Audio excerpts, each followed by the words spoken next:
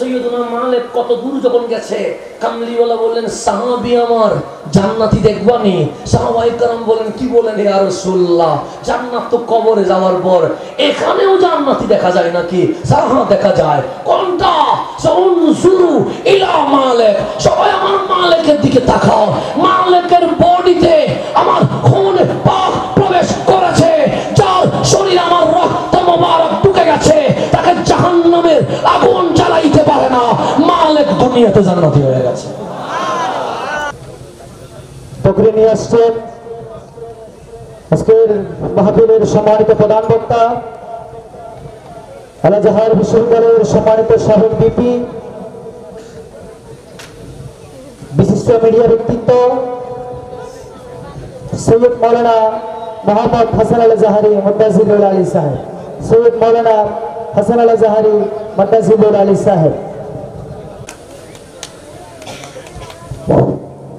আসসালামু আলাইকুম ওয়া রাহমাতুল্লাহি ওয়া বারাকাতুহু।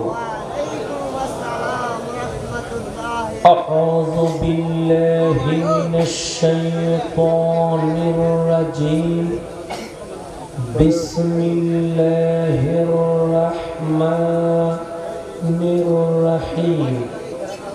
ইন্নাল হামদালিল্লাহ আলহামদুলিল্লাহি রাব্বিল আলামিন আল মালিক আল মাহবুব الذي خلق البشر في ألوان مختلفة وجعل الناس شعوبا وقبائل ليعرف بعضهم بعضا وصلاة ربي وسلامه الأتمان الأكملان على من تنور به الوجود سيدنا ونبينا ورؤوفنا ورحيمنا رسول الله وعلى آله الأطهار وأصحابه الأخيار وأتباعه الأبرار إلى يوم الدين। মাহফিলের শুরুতে দয়াল নবীজির মুহাব্বতে সবাই দুরূদ শরীফ পাঠ করব। আল্লাহুম্মা সাল্লি আলা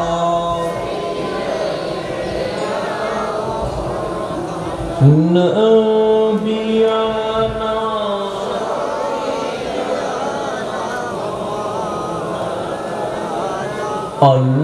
Allahumma salli ala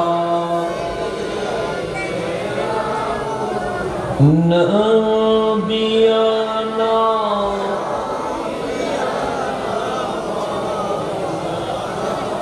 hasbi rabbi jallallah ma fi qalbi nur Muhammad La ilaha La ilaha illallah La ilaha Subhanallah walhamdulillah La ilaha La ilaha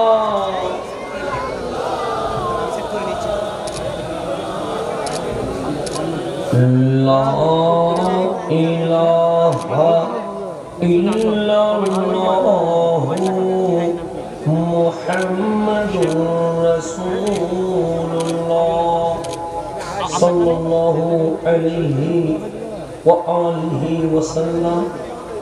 ইমামে আলা হযরত সুন্নি পরিষদ এর ব্যবস্থাপনায় गौसिया कमेटी बांग्लादेश, अंजुमाने इहयाए सुन्ना बांग्लादेश, मसबंदार गौसिया हक कमेटी, सैयद बारी शाखा एवं इमाम आला हजरत सुन्नी परिषद प्रवासी शाखा एलाकावासी एवं प्रवासीদের যৌথ সহযোগিতায় পবিত্র ঈদে মিলাদুন নবী সাল্লাল্লাহু আলাইহি ওয়াসাল্লাম উদযাপন উপলক্ষে 9তম তাজদারে মদিনা সুন্নি কনফারেন্সে মাননগর সদরে জলসা মেহমানে আলা রাহাতিয়া নাইমিয়া নকশবন্দিয়া দরবার শরীফের সম্মানিত সাজ্জাদানশীন अंजुमाने इहयाए सुन्ना बांग्लादेश केंद्रीय परिषद एर माननगर चेयरमैन पीर तरीकत रहनुमाई शरीयत अमार श्रद्धेय मामाजान हजरत अल्लाह सैयद मुहम्मद ओबैदुल मुस्तफ़ा नईमी अशरफी नक्शबंदी मुद्दाजिलुल आली आजकेर महफिले सम्मानित सभापति पूर्व सैयद बारी शाही जामे मस्जिद सम्मानित खतीब मुकर्रम मौलाना मुहम्मद महिउद्दीन नसारी साहेब आजकेर महफिले सम्मानित उद्बोधक जनाब मुहम्मद जहांगीर आलम साहेब उपस्थित आছেন बैतुर रहमान केंद्रीय जामे मस्जिद सम्मानित खतीब मौलाना मुहम्मद अबू बिनताइन अय्यूब अली कादरी साहेब हाफिज मौलाना मुहम्मद अनवार हुसैन साहेब अमर परपर जिनी प्रधान आकर्षणे आसन अलंकृत करबेन अहले सुन्नत वल जमात एर केंद्रीय सांगठनिक सचिव आपनादेर आमादेर सकलेर प्रिय मौलाना मुफ्ती गियास उद्दीन अत्तादनी साहेब सह उपस्थित सम्मानित उलमाए कराम मेहमान बृंद विशेष करे जिनादेर जन्य एखाने एसेछि आल्लाह प्रेमिक नबी प्रेमिक ओली प्रेमिक सम्मानित श्रोता मंडली परदार अंतराले मा ओ बोनेरा आमार सलाम ग्रहण करबेन अस्सलामु आलैकुम वा रहमतुल्लाहि वा बाराकातुहु। अल्हम्दुलिल्लाह आज के मेहमाने आलाओ चले एसेছে सभापतिও চলে এসেছে प्रधान विशेष सकल बक्ताও চলে এসেছে प्रधान আকর্ষণ आसार पथे আমরা যাদেরকে দাওয়াত দিয়েছি সবার হাজিরি আল্লাহ কবুল করে নিয়েছে আলহামদুলিল্লাহ। তো সময়ের সংক্ষিপ্ততার দিকে তাকায়া আমার বিষয়বস্তু অনেক বড় হযরত ইমাম মাহদী আলাইহিস সালাম দাজ্জাল ইয়াজুজ মাজুজ এর আলোচনা বিবাহে যৌতুক ও কাবিন সম্পর্কে কোরআন ও হাদিসের আলোকে শরীয়তের বিধান কি এই বিষয়ে আমার আলোচনা। এত বিশাল দীর্ঘ বিষয় দিলে বক্তা সমুদ্রের মাঝখানে ডানেও কুল পাবে না বামেও কুল পাবে না। বিষয় যদি একটা হয় তাহলে কোমর বেঁধে নামা যায়, আর বিষয় যদি বিশাল হয়ে যায় তখন বক্তারও সমস্যা হয়, শ্রোতাও বলবে এই কোণা থেকে একটু এই কোণা থেকে একটু কিছুই তো বুঝি নাই। সেজন্য এত লম্বা বিষয় না ধরে আমরা একটা একটা করে বিষয় ধরবো।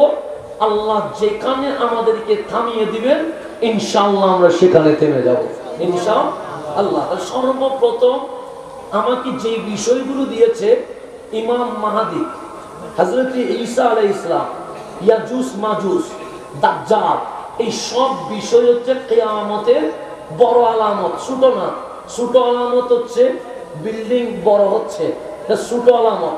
অগাধ গাত হচ্ছে, এটা ছোট আলামত। বিল্ডিং এর প্রতিযোগিতা 120 তলা 200 তলা, এগুলো কিয়ামতের আলামত। মসজিদের টাইলস হওয়া, এসি হওয়া, ফ্যান হওয়া, আধুনিক হওয়া, এগুলো কিয়ামতের আলামত। এবং মারামারি, হানাহানি, রক্তপাত, বিশৃঙ্খলা সৃষ্টি হওয়া, এগুলো কিয়ামতের আলামত।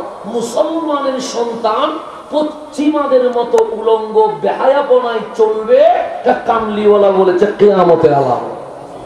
কিয়ামতের আরেকটা আলামত আছে, যেটা আমার গায়ে পড়বে, বলবো সেটা, মানে এটা আমার গায়ে পড়বে। কিয়ামতের আলামত, কিয়ামতের আলামত কি? আল্লাহর হাবিব বলছে, আল্লাহ এলম পক্ষ থেকে ছিনিয়ে নিয়ে নিবে না। আপনি আলেম, আলেম থেকে জ্ঞান চলে যাবে না, ডিরেক্ট হবে না। আল্লাহর হাবিব বলেন, বড় বড় আলেমের ইন্তেকালের মধ্য দিয়ে সমগ্র বিশ্ব আলেম শূন্য হয়ে যাবে।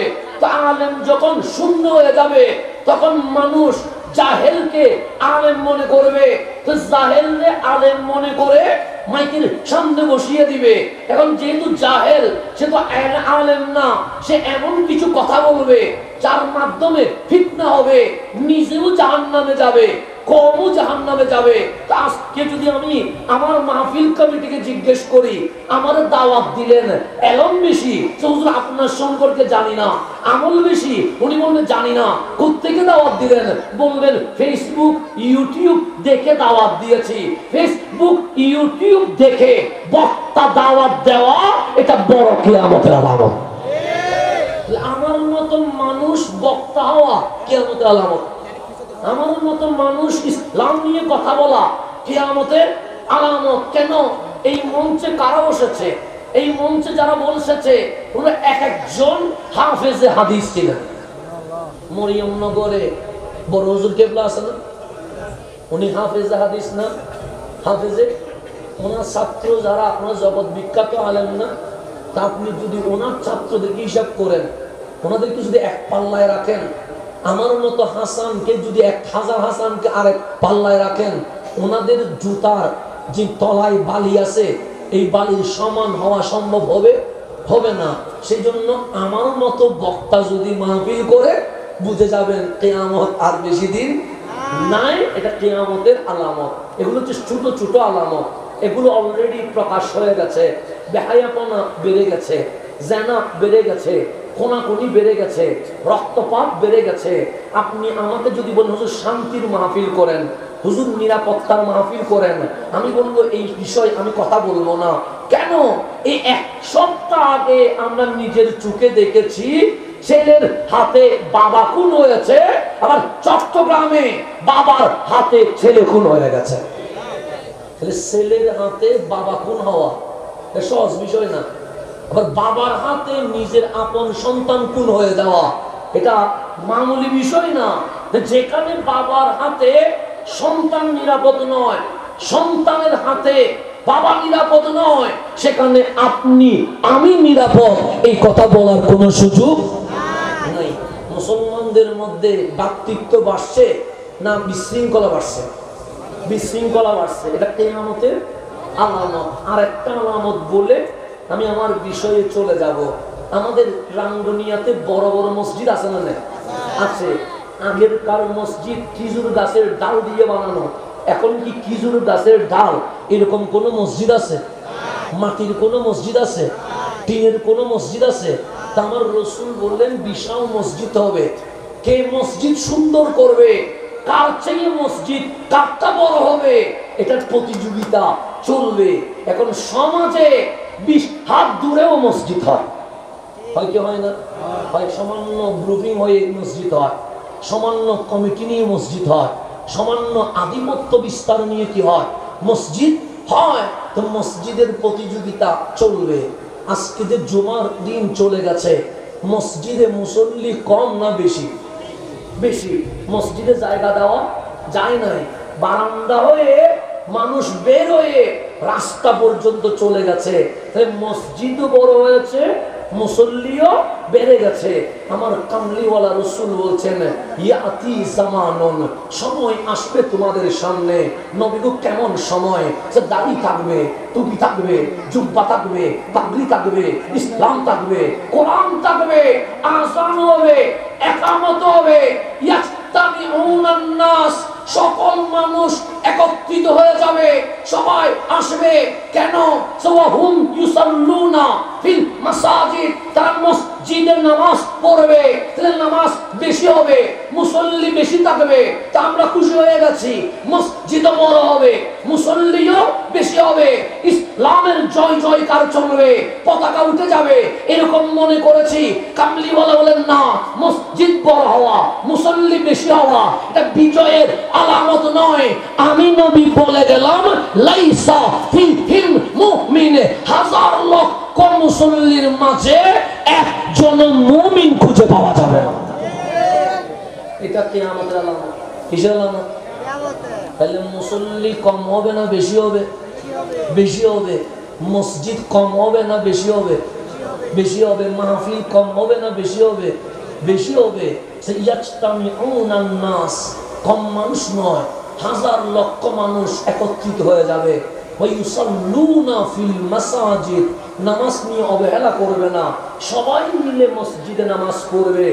লাইসা ফিহিম মুমিন, একজনও মুমিন খুঁজে পাওয়া যাবে না। তাহলে দাড়ি থাকলে মুমিন নয়, টুপি থাকলে মুমিন নয়, জুব্বা থাকলে মুমিন নয়, নামাজ পড়লে মুমিন নয়। এগুলা দেখলে মানুষ মুসলমান মনে করে। আগে দেখতে হবে বুকের নবী আছে কিনা। যদি বুকের নবী থাকে তাহলে মনে করবেন কি আছে? ঈমান আছে।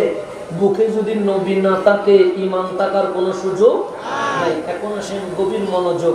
আমাকে বলেছেন ইমাম মাহদির কথা বলার জন্য, আমাকে বলেছেন ইয়াজুজ মাজুজের কথা বলার জন্য, আমাকে বলেছেন দাজ্জালের কথা বলার জন্য, যেগুলো সেনসিটিভ বিষয়। সেজন্য আমি হাদিসে মুতাওয়াতির যেগুলো আছে সেখান থেকে কিছু কথা বলবো, যাতে মুসলমানের ভেতরে কোনো বিভ্রান্ত না হয়। এখন আসেন গভীর মনোযোগ। তাহলে কিয়ামতের যত ছোট আলামত আছে, সমস্ত আলামত কি হয়ে গেছে? প্রকাশ হয়ে গেছে, কোনোটা গোপন নাই। বিল্ডিং বড় হওয়া হয়ে গেছে, গ্রাম শহর হওয়া হয়ে গেছে, রাষ্ট্র উন্নত হওয়া হয়ে গেছে, আধুনিকতার ছোঁয়ায় বিশ্ব হাতের মুঠোর ভিতরে চলে আসা হয়ে গেছে। সব ছোট আলামত প্রকাশ পেয়ে গেছে। আপনারা মাঝখানে চেষ্টা করেন, কোনো সমস্যা হয়েছে? হ্যাঁ, আচ্ছা আমি বলতেছি, আপনি কি জানতে বলতেছেন? আপনার ড্রোনটা এখন আপাতত ড্রোনটা ডেস্কটপ রাখেননি, কারণ মানুষের ভয় পাচ্ছে, বুঝলেন না? সামনের দিকে চলে আসেন। আল্লাহুম্মা সাল্লি আলা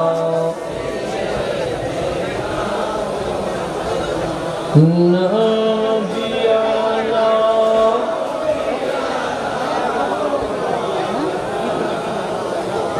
আল্লাহুম্মা সাল্লি আলা নাবিয়ানা। বাস আপনারা আস্তে আস্তে বসে যান, আপনারা আস্তে আস্তে বসে যান। হ্যাঁ, কিছু লাগলে আমাকে বলিয়েন। মাঝখানে কেউ হাঁটলে মানুষের মনোযোগ নষ্ট হয়ে যাবে। আপনার কিছুক্ষণ আমার সাথে আসেননি, মনোযোগ থাকবে। বড় মাহফিলের একটু ডিস্টার্ব হয় বেশি, কারণ এদিকে ঠিক করতে হয়, এদিকে ঠিক করতে হয়, ওইদিকে বসাইতে হয়। এগুলা করতে গিয়ে বক্তার 25 মিনিট চলে যায় শুধু মাহফিল কি করতে, লাইনে আনতে। সেজন্য মাহফিল বড় হইলে ঝামেলা বেশি, ছোট হইলে ঝামেলা ধমক একটা দিলে মাহফিল কি হয়ে যায়, ঠান্ডা হয়ে যায়। তো যেহেতু বড় মজলিস বানিয়েছেন, আপনার নিজ দায়িত্বে কথা না বলে আস্তে আস্তে করে বসে যান। আর ডিস্টার্ব হয় এমন কিছু করা যাবে না, কারণ আমরা এখানে এসেছি বড় মূল্যবান সময়। এই সময়ের একটা সেকেন্ড লস করার কোনো সুযোগ। যেহেতু বিষয় দিয়ে দিয়েছেন, এই বিষয় জানতে হবে, শিখতে হবে। ইমাম মাহাদিকে যদি না চিনেন পথভ্রষ্ট হয়ে যাবেন, কারণ ইমাম মাহাদি মানে মূল। কামলিওয়ালা রসুল বলছে ইমাম মাহাদি যখন আসবে এলান দুইটা হবে, একটা আসমানের এলান, একটা জমিনের এলান। এলান কয়টা? দুইটা। একটা ফেরেশতা এলান করবে যে মাহাদি চলে এসেছে, ইমাম চলে এসেছে, বায়াত হয়ে নাও। আর একটা ইবলিস এলান করবে যে তোমরা ওনাকে মাহাদি মানিও না, তা আসমানে কে বলছে এটাও শুনেন নাই, জমিনে কে বলছে এটাও শুনেন নাই। ফেরেশতার প্রথম কথা শুনে যারা বায়াত হবে তারাই মুক্তি পাবে। আর ইবলিসের কথা শুনে অনেকে মুসলমান নাম দিয়ে দাড়ি টুপি জুব্বা রেখে ইহুদি খ্রিস্টানের সাথে মিলে ইমাম মাহদীর বিরোধিতা করবে। তো তাদের দাড়ি থাকবে, আযান থাকবে, ইকামত থাকবে, ইসলাম বলবে, কিন্তু আমার কামলিওয়ালা বলছে আমার মাহদীর বিরুদ্ধে তারা ইহুদি খ্রিস্টানের সাথে আঘাত করবে। মুসলমান হয়েও ইমাম মাহদীকে ঠেকানোর জন্য তার সাথে আঘাত করবে। ইহুদি খ্রিস্টানের সাথে কার কথা শুনে? ইবলিসের অ্যালাউন্স শুনে, এলান শুনবে, আসমান থেকে এলান আসবে, এটা ইমাম মাহদী যিনি কাবার চত্বরে আছে, তোমরা কি হয়ে যাও? বায়াত হয়ে যাও। এই অ্যালাউন্সের পরে যখন দলে দলে মানুষ বায়াত হতে আসবে, তখন জমিন থেকে একটা এলান আসবে, এটা ইবলিসের এলান, বলবে এটা ইমাম মাহদী না, তোমরা ওনার কাছে যাইও না, এটা ইমাম মাহদী নয়। এটা শুনে দাড়ি টুপি জুব্বা রেখে অনেকে ইহুদি খ্রিস্টানের সাথে যুক্ত হয়ে ইমাম মাহদীর বিরোধিতা করবে। তো মাহদী যদি না চিনেন হেদায়েত পাওয়া যাবে? পাওয়া যাবে না। যেমন ইমাম মাহদী আসলে আজকে বাংলাদেশে ইসলামের অনেক দল আছে না নাই? আছে, অমুক দল, তমুক দল, এই দল, সেই দল আছে না নাই? আমি বলছি আমি জান্নাতি, উনি বলছেন উনি জান্নাতি, উনি বলতেছেন উনি জান্নাতি। আপনারা সাধারণ পাবলিক, সহজ সরল মানুষ, তেমন কিছু বুঝেন না। দেখলেন দাড়িও ঠিক আছে, টুপিও ঠিক আছে, জুব্বাও ঠিক আছে, আযান ঠিক আছে, ইকামত ঠিক আছে, সবাই তো ইসলামের কথা বলে। ও বলে জান্নাতি, ও বলে জান্নাতি, ও বলে জান্নাতি, যাব কোথায়? সাধারণ সহজ সরল মানুষ না বুঝার কারণে অনেকেই পথভ্রষ্ট হয়ে যাচ্ছে। আছে না নেই? আছে। আমি যদি এতগুলো মানুষকে জিজ্ঞেস করি শয়তানরে কোথায় পাওয়া যাবে, এতগুলো মানুষ আছেন, যদি জিজ্ঞেস করি শয়তান কোথায় আছে, আপনি বলবেন সিনেমা হলে আছে, আপনি বলবেন নাটকে আছে, আপনি বলবেন পতিতালয়ে আছে, আপনি বলবেন জুয়ার আসরে আছে, আপনি বলবেন কিশোর গ্যাংয়ের ভিতরে আছে, আপনি বলবেন রক্তপাতের ভিতরে আছে, আপনি বলবেন হানাহানি মারামারি বিশৃঙ্খলা বেহায়াপনার ভিতরে আছে। শয়তানের জায়গা ভালো মানুষের ভেতরে নাই, খারাপ মানুষের ভেতরে আছে। এই কথা বলবেন কিনা? বলবেন। কথা ঠিক না? আপনি কি বলবেন যে ভালো মানুষের ওখানে শয়তান আছে? বলবেন না। কিন্তু আল্লাহর কোরআন খোলেন, আল্লাহ নিজে শয়তানদের জিজ্ঞেস করতে, শয়তান তুই কোথায় থাকবি? শয়তান বলেন, মালিক আমি সিনেমা হলে থাকবো না, আমি নাটকে থাকবো না, আমি পতিতালয়ে থাকবো না, আমি জুয়ার আসরে থাকবো না, আমি কিশোর গ্যাংয়ে থাকবো না, আমি মারামারি হানাহানিতে থাকবো না, যেখানে বেহায়াপনা সেখানে আমি থাকবো না। কেন? যারা নিজেরাই শয়তান হয়ে বসে আছে সেখানে আমি শয়তানের যাওয়ার দরকার নেই। শয়তানের কথা কোরআন খোলেন না। তো শয়তান বসবি কোথায়? শয়তান উদান্না, আমি বসবো আলা সিরাতিকাল মুস্তাকিম। সিনেমাই নয়, নাটকে নয়, জেনাই নয়, বেবিচারে নয়। মালিক তুমি যে দুনিয়া থেকে জান্নাত পর্যন্ত রোড ম্যাপ দিয়েছো, সিরাতে মুস্তাকিম, জান্নাতের পথ, ওই পথের মাঝখানে বসে দরবেশ সেজে মানুষকে জান্নাতের দিকে ডাকবো, জাহান্নামের দিকে নিয়ে যাবো। তাহলে শয়তান উলঙ্গই আসবে না, শয়তান টুপি দিয়ে আসবে, শয়তান জুব্বা পরে আসবে, শয়তান পাগড়ি পরে আসবে, শয়তানের মুখে আল্লাহু আকবরের ধ্বনি থাকবে, ডাকবে তাআলাউ ইলাল জান্নাহ, আসো জান্নাতের দিকে। বসবে কোথায়? সিরাতে মুস্তাকিমে। সেই জন্য মসজিদে গেলে মন এদিকে এদিকে লড়ে, মাহফিলে আসলে ডানে বামে চলে যায়। কেন? সিনেমায় তো যায় না, চায়ের দোকানে তো যায় না, রাস্তায় তো যায় না, এখানে যায় কেন? শয়তান বলে, মালিক ওখানে না, আমি মাহফিলে ডিস্টার্ব করব, আমি মসজিদে ডিস্টার্ব করব, আমি মিলাদুন নবীতে ডিস্টার্ব করব, আমি নবী প্রেমের বাগানে গিয়ে ডিস্টার্ব করব। কেন? আমি খারাপ জায়গায় থাকবো না, কারণ আমার মিশন খারাপকে খারাপ বানাবো না, ভালোরে খারাপ বানাবো। ভালোরে কি বানাবো? শয়তানের মিশন খারাপকে খারাপ না, খারাপ তো খারাপই আছে। সেভাবে ট্রাম্পের কাছে কি করবো? সে তো আগে থেকে শয়তান, শয়তানের কাছে যাওয়ার দরকার নাই। আমি ভালো রে কি বানাবো, খারাপ বানাবো। সেই জন্য গৌসে পাককে ডিস্টার্ব শয়তানে বেশি করেছে, খাজা আজমিরকে ডিস্টার্ব শয়তানে বেশি করেছে। আমার গৌসে পাককে শয়তান কি বলছে, আব্দুল কাদের আমি তোমার রব, ইবাদত এমন ভাবে করেছো খুশি হয়ে গেছি, আর নামাজ পড়ার দরকার নাই। আমি হইলে তো বিশাল খানা কানি বসে যেতাম, কারণ আমাকে যেহেতু বলছে তুমি আমার কি, তুমি আমার বান্দা, আমি তোমার রব, যে সিজদা মেরে দিয়েছো, আমি কি হয়ে গেছি, খুশি হয়ে গেছি। আমি বিশাল চেয়ার বানিয়ে দিতাম, দরবার সাথে বসে যেতাম। তখন বলতাম নামাজ রোজার কি দরকার, কারণ মালিক তো কি হয়ে গেছে, খুশি হয়ে গেছে। আর আমার আব্দুল কাদের জিলানী ডাক দিয়ে বলছে, তুই যদি আমার রব হইতি ইবাদত বন্ধ করতে বলতি না কেন? সবচেয়ে দামি হচ্ছে হাবিবুল্লাহ, আর সেই হাবিবকে আল্লাহ বলছে হাবিব সবাই 5 ওয়াক্ত নামাজ পড়বে, আপনি তাহাজ্জুদ পড়বেন কেন? যে বেশি প্রিয় হয় সে ইবাদত কামাই না, সে ইবাদত বাড়াইতে থাকে। আমার দশের বাপ বলছে তুই শয়তান, তুই কি শয়তান। যখন শয়তান পালিয়ে চলে যাচ্ছে তখন বলছে আব্দুল কাদের যদি মূর্খ হইতা, আমার কথার মধ্যে কি যেতাম, ধরা খেয়ে যাইতা। তোমার এলম তোমাকে বাঁচিয়ে দিয়েছে, তুমি আলেম হওয়ার কারণে বেঁচে গেছো। আমার আব্দুল কাদের জিলানী বলছে যাওয়ার সময় আমার ঈমান নেওয়ার ষড়যন্ত্র শুরু করছস, আমার এলম আমারে বাঁচাই নাই, যদি এলম বাঁচাইতো তুরে শয়তান বানাইতো না, তুরে অনেক উপরে তুলে দিত, আমার আল্লাহ আমারে বাঁচিয়ে দিয়েছে।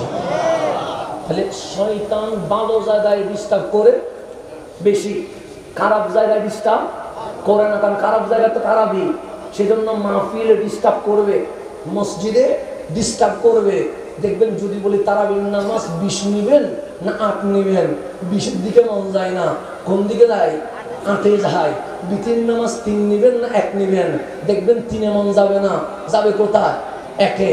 সবে বলাতে ইবাদত করবেন না ছাড়বেন, করবেন মন যাবে না, ছাড়বেন মন যাবে।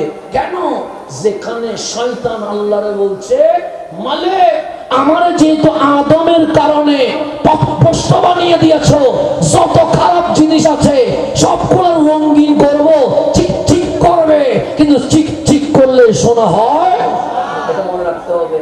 সেজন্য নামাজ পড়লে একটু খারাপ লাগবে, কোরআন পড়লে 1 পৃষ্ঠার পর বন্ধ করতে মন চাইবে, কারণ শয়তান বলছে এটা সুন্দর লাগবে না, কিন্তু আমি সিনেমাকে সুন্দর সাথে সাজাই দিব, আমি যত পাপ আছে এগুলো মুজাইয়িন করব, রঙিন করব, এগুলো ভালো লাগবে।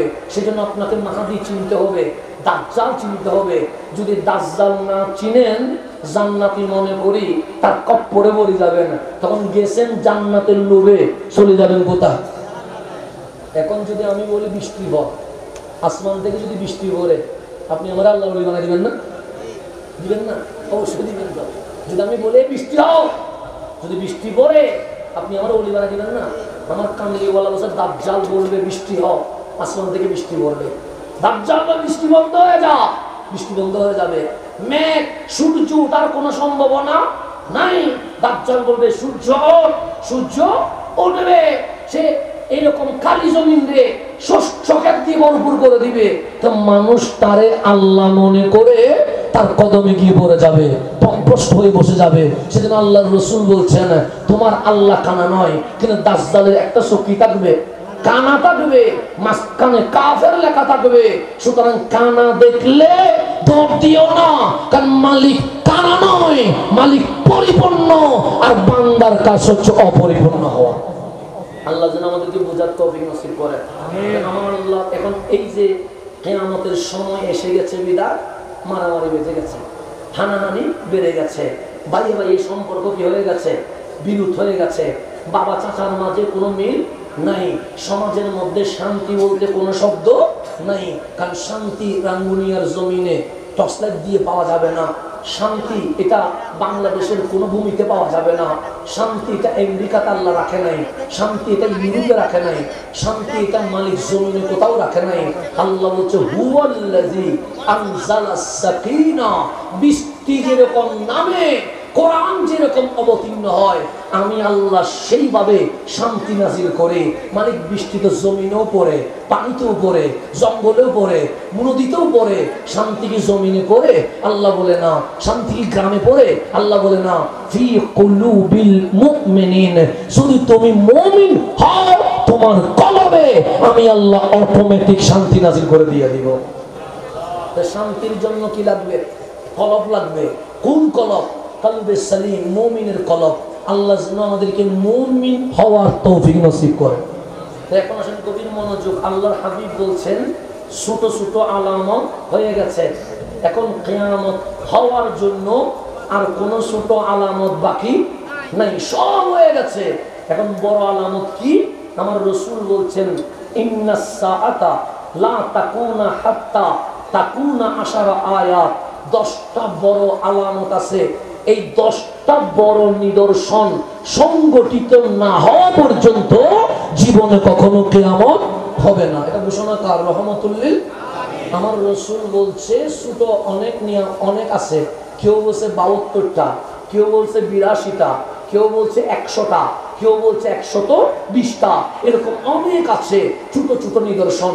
সব হয়ে গেছে, একটাও আর বাকি নাই। এখন আর বাকি আছে কয়টা? 10টা বড় বড়। আমার রাসূল বললেন এই 10টা নিদর্শন এই জমিনে বাস্তবায়ন না হওয়া পর্যন্ত কখনো কিয়ামত হবে। তার মধ্যে 1 নাম্বার হচ্ছে খাসফুন বিল মাশরিক, পূর্ব দিক থেকে ভূমিকম্প শুরু হয়ে যাবে। কি শুরু হয়ে যাবে? কোন দিকে?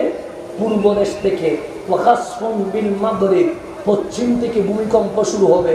তারপর হচ্ছে ওয়া খাসফুন ফি জাজিরাতিল আরব, জাজিরাতুল আরবে ভূমিকম্প শুরু হবে। কয়টা হইল? এখন বাচ্চাগুলো উঠানো করে কেন? কি হয়েছে? আজকাল ছোট বাচ্চা বসেছেন কেন? এখন আসলে ছোট বাচ্চা মাঝখানে বসাতে জানি না, ওদেরকে পিছনে দিয়ে দিলে ওরা দুষ্টামি করলে ওদের স্বাধীন মতো করুক। কারণ কোরআন হাদিসের কথা তো এটা মনোযোগ 100তে কত লাগবে? ওই শয়তানে যে ডিস্টার্ব করে বসলে মনে আসেনি কোরআন তাহলে কোরআন সুন্নাহর কথা শুনতে গেলেও ডিস্টার্ব করবে, বলতে গেলেও কি করবে? ডিস্টার্ব করবে। যদি আমি সিনেমা দেখি, বাচ্চা চিল্লাইলে আমার মনোযোগ দেওয়া যাবে না, কিন্তু কোরআন হাদিসের কথা বললে কেউ যদি আওয়াজ করে তখন বক্তার কানে কি হয়? ডিস্টার্ব হয়। সেজন্য বাচ্চাদেরকে দিবেন পিছনে, যারা বুঝবেন তারা থাকবেন কোথা? সামনে। তাতে করে কোরআন সুন্নাহর আলোচনা খুলে খুলে বলা যাবে। আমরা আহলে সুন্নাত ওয়াল জামাত, আমরা যুক্তি দিয়ে সুন্নিয়ত লালন করি না, আমরা দলিল দিয়ে সুন্নিয়ত লালন করি। দলিল বুঝতে গেলে একটা ফ্রেশ মাইন্ড লাগবে। কারণ আপনাকে যদি বলি এটা করা যাবে না, কথা শেষ। 1 সেকেন্ড, কয় সেকেন্ড? না বলতে কি বেশিক্ষণ লাগে? যদি বলবো সবে বরাত করা যাবে, বললাম বিদআত করা যাবে না, কতক্ষণ লাগছে? 1-10 সেকেন্ড, 1 মিনিটে শেষ। কিন্তু সবে বরাত করা যাবে, এটা যদি প্রমাণ দিতে হয় আমাকে কোরআনের আয়াত বলতে হবে, রাসূলের হাদিস বলতে হবে, সাহাবায়ে কেরামের আমল বলতে হবে, তাবিঈনের আমল বলতে হবে। 1400 বছরের ইতিহাস আপনার চোখের সামনে তুলে ধরতে হবে। এগুলা বলতে গেলে কমপক্ষে 2 ঘন্টা লাগবে। লাগবে না 2 ঘন্টা? লাগবে। এখন আপনি বলুন যে রিলস দেখবো, বিস্তারিত শুনবো না, তো রিলস দেখলে ওই ঈমান চলে যাবে। কারণ 1 মিনিটে কি শিখবেন? 1 মিনিটে কিছু শিখা যায়? 1 মিনিটে যদি কোরআন শিখা যাইতো, 1 ঘন্টায় যদি কোরআন শিখা যাইতো, আমার আল্লাহ এই কোরআন কোন পাহাড়ের উপর নাযিল করে দিত। কিন্তু আল্লাহ কোরআন পাহাড়ে নয়, পাথরে নয়, গাছে নয়, 23 বছর সময় লাগায়া আমার আল্লাহ কোরআন নাযিল করেছে। এর আগে কামলিওয়ালাকে 40 বছর রেখে দিয়েছে। কেন? আল্লাহ বলে কোরআন নামাইতে 23 বছর নয়, কোরআন নামাইতে আমি আল্লাহ হাবিবের 63 বছর সময় নিয়েছি। আমি আপনি বলতেছি 40 থেকে 63। কত থেকে? 40 থেকে বলে না, 40 থেকে 63 ইসলাম না, মা আমেনার ঘর থেকে রওজা পর্যন্ত ইসলাম। কেন? 40-এ ইকরা বিইসমি রাব্বিকাল্লাযী খালাক আসছে কথা ঠিক, 40 থেকে 63-তে এসে কোরআন পরিপূর্ণ নাযিল হয়েছে কথা ঠিক, কিন্তু 40 ফেলে দেওয়া যাবে না। কেন? এই কোরআন যে হক, এই কোরআন যে কালামুল্লাহ, এই কোরআন যে আসমানি গ্রন্থ, এই কোরআন যে লৌহে মাহফুজ থেকে নবীর পক্ষে আসছে, এটার দলিল মা আমেনার ঘর থেকে দারে হেরা পর্যন্ত আমার নবীর 40 বছরকে আমি আল্লাহ ডকুমেন্টস বানায়া দিয়ে দিয়েছি।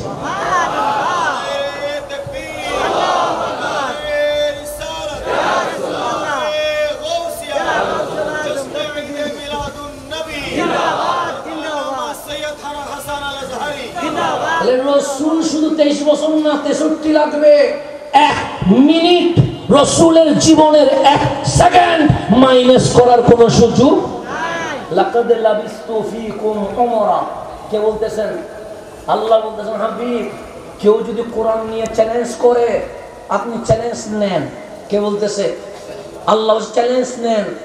ওরা বলছে কোরআন যে কালামুল্লাহ, আমি প্রমাণ কি দাঁড় করাবো, ডকুমেন্টস কি দাঁড় করাবো, এভিডেন্স কি দাঁড় করাবো? আল্লাহ বলে আমি চাইলে কালিমার দাওয়াত হাবিব থেকে 10 বছরও বাইর করতে পারতাম, আমি চাইলে 15 বছরও দিতে পারতাম, আমি চাইলে 20 বছরও হাবিবকে মাঠে নামাইতে পারতাম। 40 বছর যত্ন করে রেখেছি। কেন? মানুষ যৌবন বয়সে ভুল করে। কথা ঠিক না? আমরা যারা তরুণ আছি তারা কি বলি, এখনো জীবন আছে তো নামাজ পড়বো আর কি। কিন্তু আমার মুরব্বীরা যদি বলি 2 বছর পর নামাজ পড়ি, উনি বলবে না নামাজ এখন পড়তে হবে, কারণ 1 পা কবরে চলে গেছে, আর 1 পা আছে মাত্র, কখন যে বন্ধ হয়ে যাবে নিঃশ্বাস জানি না। উনি মসজিদে দৌড়তেছে, আমি বললাম আমি এখন না গেলেও চলবে, কারণ আমার চুল এখনো কালো আছে, দাড়ি এখনো কি আছে, কালো আছে। তার সমস্যা বুড়া বয়সে হয় না, সমস্যা হয় কোন বয়সে? যৌবন বয়সে। যেমন আমাদের যে যৌবন, এই যৌবনে ভুল আছে না নাই? আচ্ছা, ভুল নাই এমন কোন মানুষ আছে? নাই। ভুল নাই নবীদের, আমাদের তো ভুল আছে। তা আমার কামলিওয়ালার যৌবন কেটেছে কেমন? যেমন আমাদের যৌবন কাটছে কোথায়? কখনো জশ্নে জুলুসে, কখনো ঈদে মিলাদুন নবীর মাহফিলে, কখনো ফাতিহা ইয়াসদাহুমে, কখনো রজবের আমার খাজার মেলায়, কখনো বা মেরাজুন নবীর প্রোগ্রামে, কখনো বা কারবালার প্রোগ্রামে। তাহলে পরিবেশ খারাপ নয়, পরিবেশ ভালো আছে। আমার নবীর যৌবন কেটেছে। নাম হচ্ছে জাহেলিয়ত, মূর্খতার যুগ, নাম হচ্ছে জুলুমাত, অন্ধকারের যুগ। এখন যেভাবে পানি খায়, নবীর ওই জামানায় মানুষ সেভাবে মদ খায়। এখন মানুষ রাস্তায় জানা করে না, সেই সময় মানুষ রাস্তায় জানা করে। খানায়ে কাবার সামনে কেউ উলঙ্গ দাঁড়াবে, এটা কল্পনা করা যায়? কল্পনা করা যায়? নবীর জামানায় ছেলে মেয়ে উলঙ্গ হইয়া খানায়ে কাবার সামনে দাঁড়িয়েছে। ওই জামানায় মক্কাবাসী বলছে, যেই জামানায় পাপ করা এটা অভ্যাস, সেই জামানায় যিনি পাপ করে নাই, মিথ্যা বলে নাই, অপরাধ করে নাই, গুনাহ করে নাই, মাসুম হইয়া জীবন কাটিয়েছে, উনি আমেনার আওলাদ রহমাতুল লিল আলামিন। আমাকে কেউ মাসুম বলতে পারবে না। আমার বিরোধিতা করেন, হাজার ভুল পেয়ে যাবেন। আমার বক্তব্যে ভুল, আমার কথাই ভুল, আমার আচরণে ভুল, আমার চাল চলনে ভুল, ভুলের কোনো কমতি নাই। বিরোধিতা করলে হাজার ভুল পেয়ে যাবেন। কিন্তু আমার নবীকে পাথর মেরেছে, যারা পাথর মারছে ওরা নবীর কোনো দোষ খুঁজে পেয়েছে? যারা নবীকে পাগল বলছে ওরা কি নবীর নামে কোনো দোষ বর্ণনা করতে পেরেছে? যারা নবীকে মক্কা থেকে বের করে দিয়েছে ওরা কি রসুলের কোনো অপরাধ বর্ণনা করতে পেরেছে? পারে না। এটা আল্লাহ বলছে, হাবিব যদি কোরআন নিয়ে চ্যালেঞ্জ করে নেন চ্যালেঞ্জ। কেন? উত্তর রেডি। যদি বলে কোরআন যে নির্ভুল, কোরআন যে কালামুল্লাহ, প্রমাণ কি? আপনি বলেন লাকাদ লাবিস্তু ফীকুম উমরা, মা আমেনার ঘর থেকে দারে হেরা পর্যন্ত আমি নবী মক্কায় 40 বছর কাটিয়ে দিয়েছি। এই 40 বছরে আমার নবীর, আমি নবীর পাপ, অপরাধ, দোষ না পাওয়া কামলিওয়ালার মাসুমিয়ত, কোরআন হক, ইসলাম হক, কালিমা হক, এটার দলিল হয়ে গেছে। এখন আমাদের বাংলাদেশে 40 বাদ দিতে বসে আছে। কি বাদ দিতে? শুধু 40 থেকে 23 ওইটা মানা যাবে না, এরকম বলছে কি বলছে না? এটা বিশাল ষড়যন্ত্র পশ্চিমাদের, এই ইহুদি খ্রিস্টানের ষড়যন্ত্র। 40 মাইনাস করতে বসে আছে। কেন 40 মাইনাস করবে? কারণ প্রমাণ না থাকলে সত্য প্রমাণিত হয় না। আর আল্লাহ বলছে মা মেনার গড় থেকে হাবিবের 40 বছর, এটা কোরআনের দলিল, এটা তাওহীদের দলিল, এটা রাসালাতের দলিল, এটা ইসলামের দলিল। এটা যদি মাইনাস হয়ে যায়, দলিল আছে? দলিল যদি না থাকে ইসলাম হক প্রমাণ করতে পারবেন না। সেজন্য বাংলাদেশে কিছু পশ্চিমাদের কিছু প্রতিনিধি নিয়োগ হয়েছে যারা বলবে হাবিবুল্লাহর 40 থেকে 63 মানা যায়, আগেরটা মানা যায় না। আল্লাহ বলে আগেরটা মাইনাস হলে কোরআন সত্য প্রমাণিত হয় না। সুতরাং হাবিবুল্লাহর 1 সেকেন্ড মাইনাস করার সুযোগ নাই। আমরা ঈদে মিলাদুন নবী পালনের মধ্য দিয়ে বিশ্ববাসীকে জানাইয়া দিই, মা আমেনার ঘর থেকে রওজা পর্যন্ত হাবিবের পুরা জিন্দেগি মানতে হবে।